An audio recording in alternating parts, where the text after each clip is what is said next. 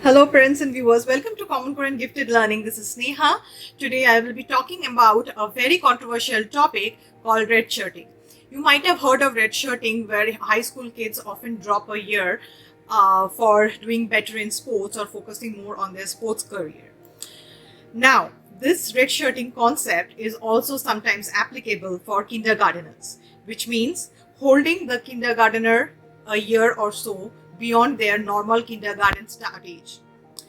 Now, there are many research out there which talks about the benefits of holding the child a year or so back, in kindergarten.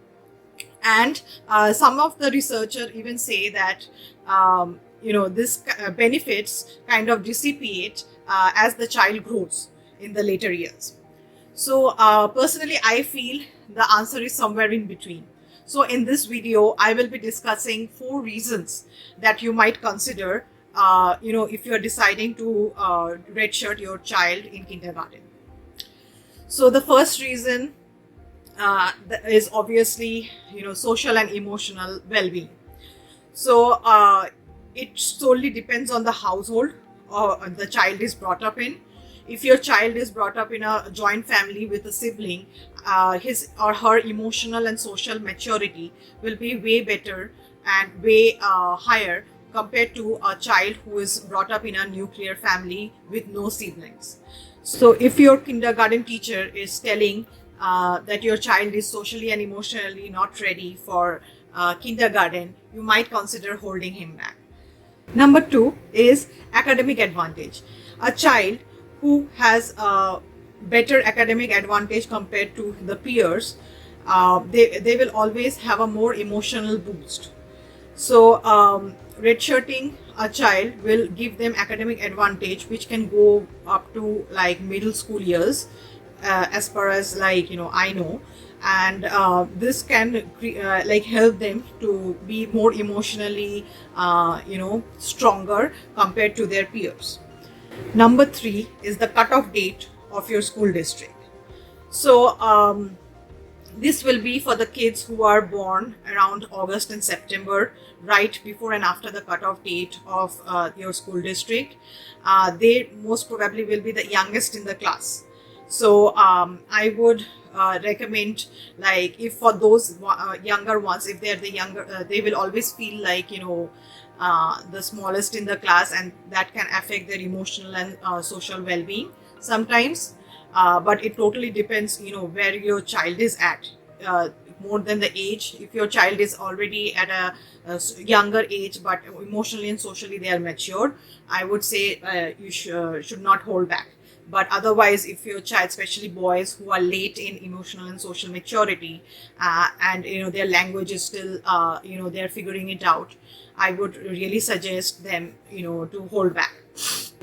And number 4 is physically stronger. So if your child is not the youngest in that class, they will be physically stronger than their classmates.